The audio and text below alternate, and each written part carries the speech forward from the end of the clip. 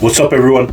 It's Herschel from High School Top 200, and we're down to our last two positions for this top 5 segment that I'm doing now for what will eventually turn into my New Zealand secondary school picks, not the official one, but just my ones, right? So having gone through all of these positions already, as I've explained before in the other videos, that just because you play second five or center, or even fullback for your own team, when you come into rep positions like this, you could end up a winger. They may see you better as a winger than you are in the position that you actually play for your school. A lot of fullbacks change, a lot of centers change into wingers. And so I've kind of done that, but also at the same time kept it pretty simple on choosing wingers and even just looking at wingers itself. And that's just for this top 5.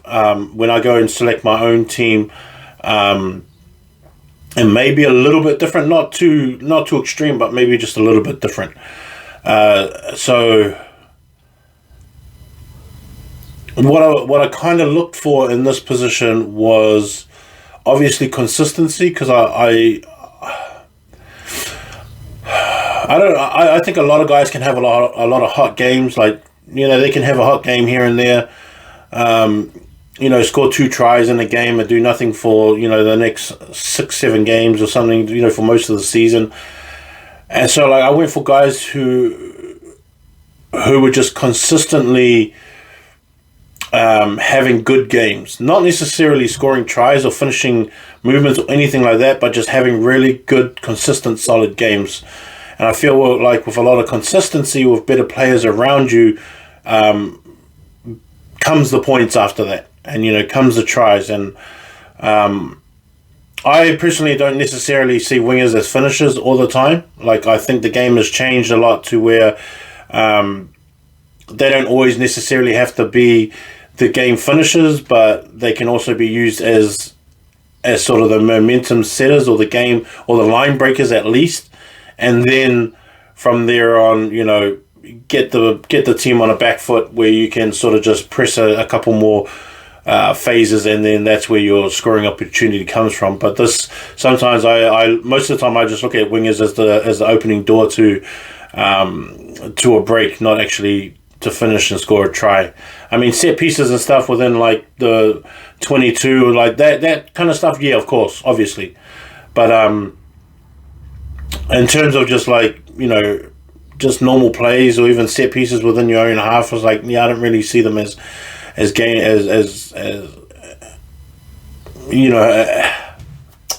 try scorers at the end of the play at all, anything like that. I was that's not really my flow in terms of thinking about wingers. So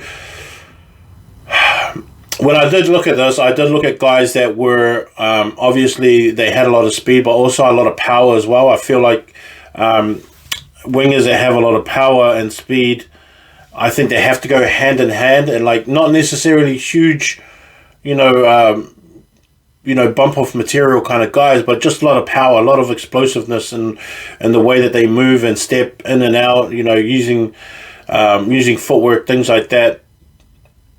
But also guys that come with a bit of kicking, that have some kicking game as well, because the game has changed so much that your wingers need to also kind of be fullbacks as well at the same time. And so I went with guys that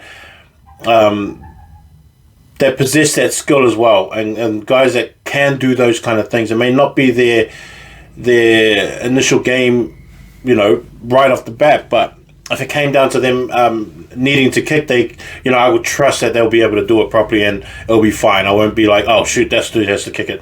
No, nothing like that. And so those are the kind of guys that I went for.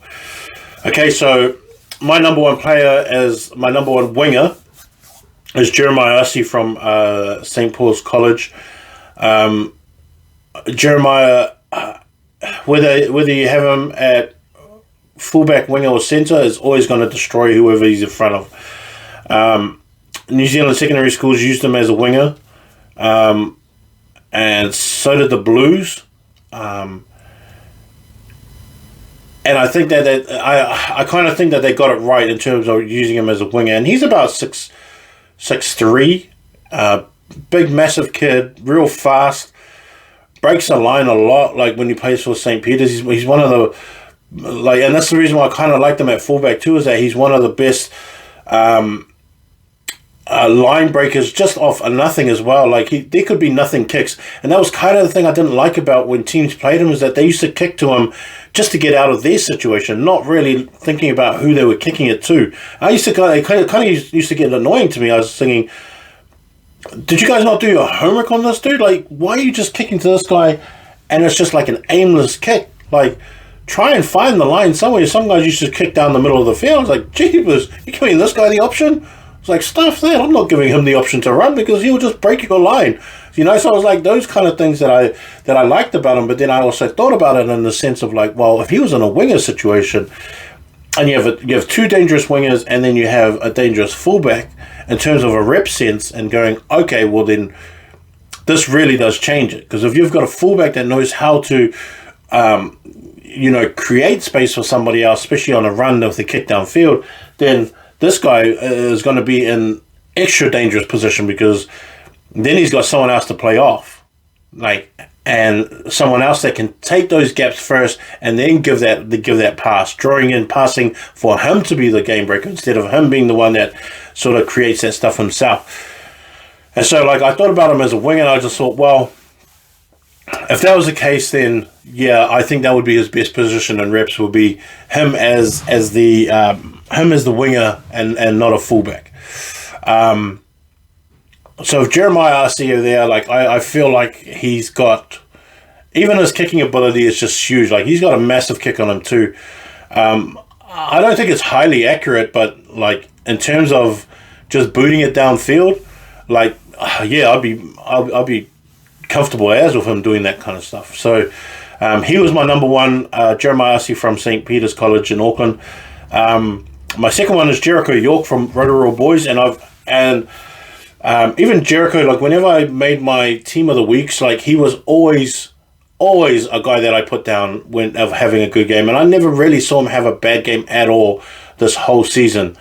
And I pretty much watched every single one of their games, even preseason games as well, and he just always performed. And it wasn't just performed he had a good game. It was like he was one of the best. He was one of the best on the field every single game. And he mixed it up in so many ways. As he never just had one way of attacking, and he never just, he never just, I guess, relied on his size.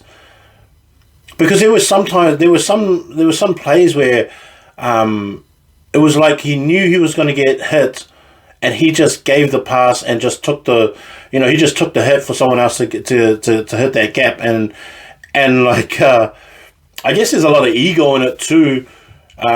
When you're sort of like a top player like that in the country, and to me, he kind of just put his ego aside. He's like, I'll just take the hit, and it's fine with me. He's just like, yeah, I don't care if this guy hits me. He's like, I'll just get up and play. And kind of what he did anyway. He just ran in, he did the drawn pass, gave the pass, took the bit of a hit, and then he'll go back, and then he'll just clean out, and then he'll just go on with his job, that kind of stuff. And then the next time the ball gets kicked down, which I don't know again why they'll kick it to him, and then he'll just do the same thing again. It was kind of hard too when you looked at it, because with Rotorua Boys, you kind of didn't know what to do from there, because either you're kicking to Jericho or you're kicking to Te Hamana Teotia, who's the other winger, who's number 3 on my list, and he's a year 12, and so it was kind of like, well, which one are you going to go for? And both of those guys were guys that broke the line. Both of those guys were guys that were hard to tackle. Both of them were guys that could fend, sidestep, kick, awesome defenders as well. They were really good defenders. And so I guess in a game with those two, it's like, well, who do you really kick to? Who do you prefer to kick to? It's like, well, you're pretty much going to get the same product kicking to one or the other. Now, Te Hamana fell off a little bit at the end of the year, which troubles me. And then, he got put to the bench for a few games or so. But even when he came on, he still produced the way that you expect him to produce.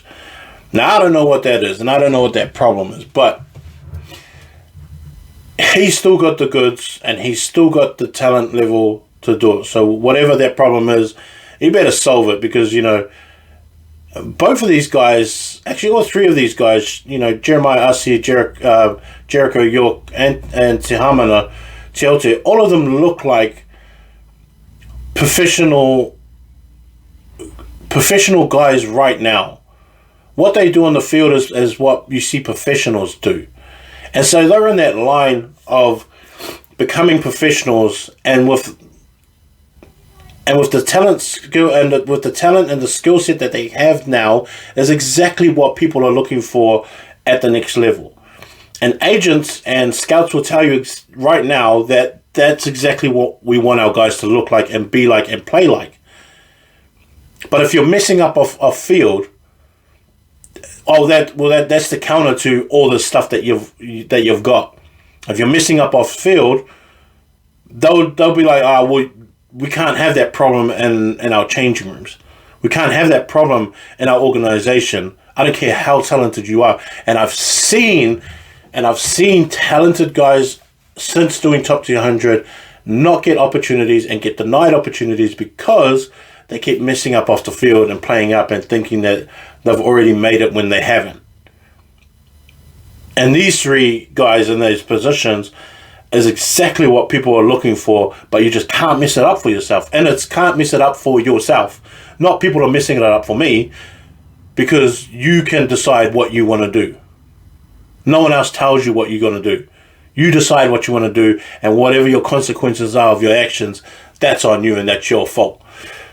And like these three guys, I think are professionals. Just in the waiting. They're just in the waiting room of professionalism. And the thing is that Te Hamana is year 12. He's still got another year. And agents and scouts are already looking at him like that right now. But in the same cases, like, there's a whole nother year for you to mess up. So, and that's for all these year 12s. There's a bunch of year 12s right now. I mean, I've got 8 guys right now on file that are all year 12s that scouts are already looking at for professionalism and to get into there right now. And so, like, for me, it's just like, well, it doesn't really matter how much talent you've got. You just got to make it work for you. And all these guys who are in that space of professionalism, which these three guys are now, is just like, it's up to you guys as players to do that. So with Jeremiah Asi at number 1, from St. Peter's College in Auckland, and then you've got Jericho York number 2 and Te Hamana Te at number 3, both from Rotorua Boys. My fourth one is a bit different, right? Because Lucas Payne is from Dargaville High School. I've seen him twice this year on a live stream. And then I had to take what I saw from him last year in the rep teams for New Zealand secondary schools and for the under 18 Blues and New Zealand secondary schools and Barbarians. Now, I want to be fair to him, but also be fair to everybody else. Now, what I saw from him is quickness and speed. But I've got a small sample size of that quickness and speed and in game film that I've watched. And so, when I watched the 2 games of live stream this year, and these are just the ones that I found. Like, if there's other live streams of him, please send me a link or something so I can watch them more. But the 2 games that I saw, he was playing at centre, he wasn't playing at wing, but he was quick and he was fast. Now, when I talk about sample size, I talk about sample size in terms of what I've seen him actually do. But at the same time, if my sample size is small and it's against weaker competition, it doesn't really tell me much as a person how good that player is. Because if you're playing against lower level talent, of course you're going to look good, or you're supposed to look good, which he did. But again, it's not 1A, it's not Super 8, it's not, the CNI, and it's not, Mars Toyota. He's not playing in Wellington. He doesn't play against Otago boys or Southland boys or, So, like, for me, it's just like, well,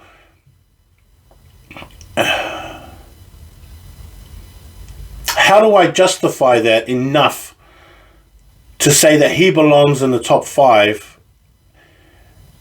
if the sample size is small, the competition is a lot weaker,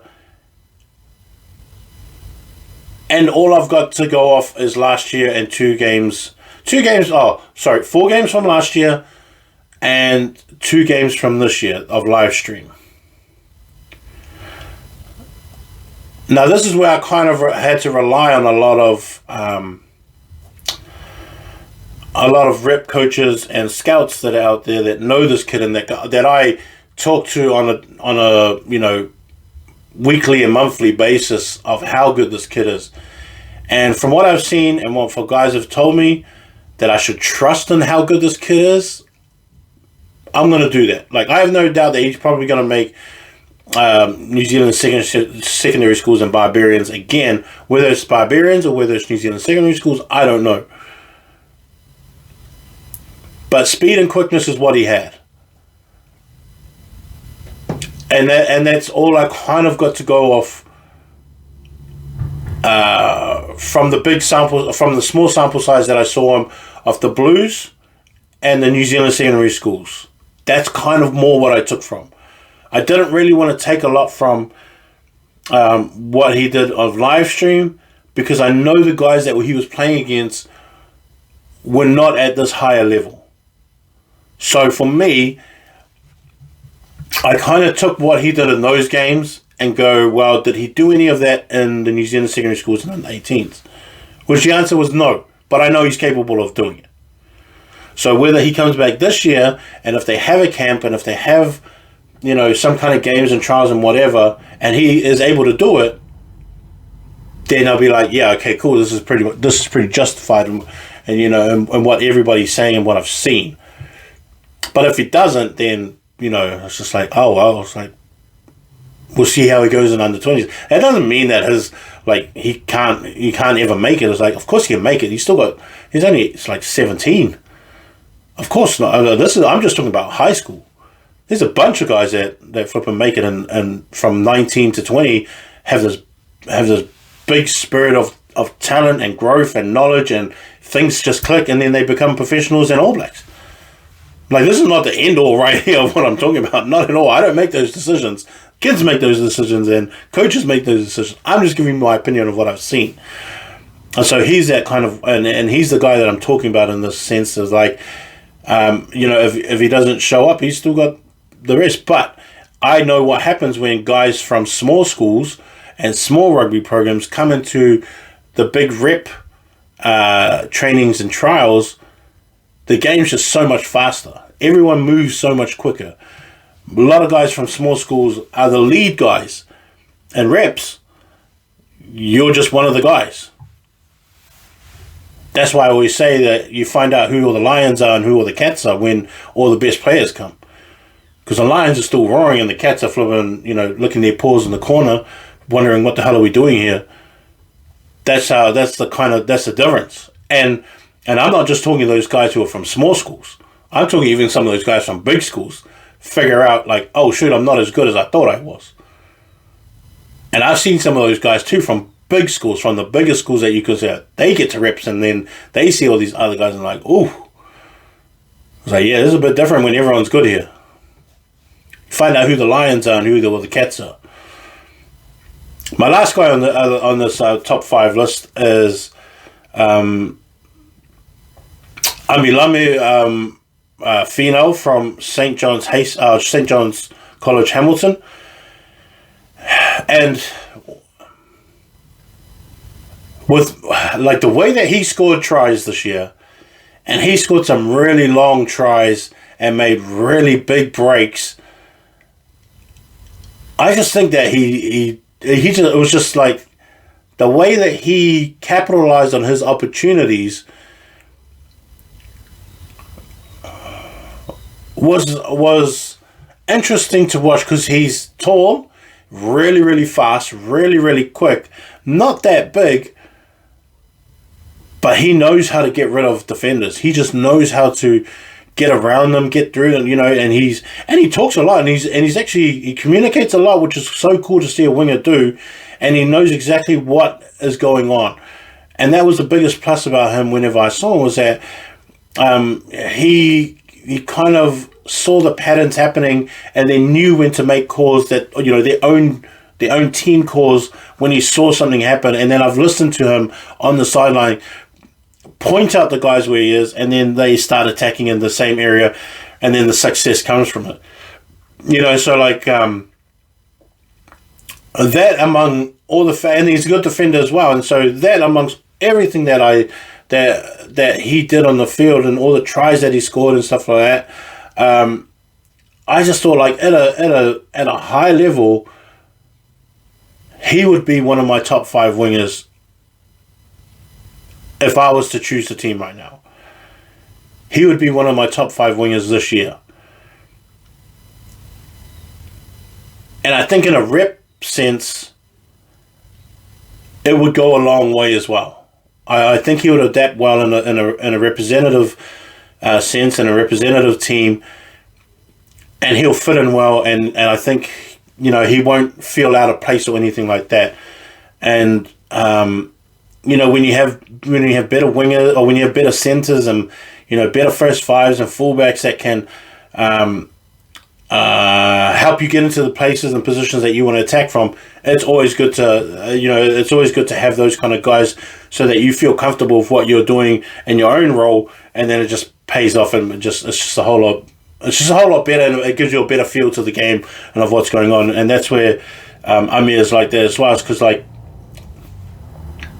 just the tries that he scored. I don't know how many tries he scored this year. I saw one game where he scored 4 tries or 3 tries, and I think he did 3 tries twice. I can't remember what games it were, but he was good. And there was a few where he just passed the ball at the end. He knew that he could have scored it himself, but he just kind of passed the ball off, and then put the defender in just a which one decision kind of thing, and then stood him up. But that's my top 5. Jeremiah Asi from St. Peter's, Jericho York from Rotorua Boys, Te Hamana Teotia from Rotorua Boys, Lucas Payne from Dargaville High School, and then Ami Finau from St. John's College in Hamilton. Now, the guys that missed out, which is a bunch of guys, because obviously you got 2 wingers on both teams, all these guys that missed out. And so the ones that I really, really liked, and that I really wanted to at least add in, and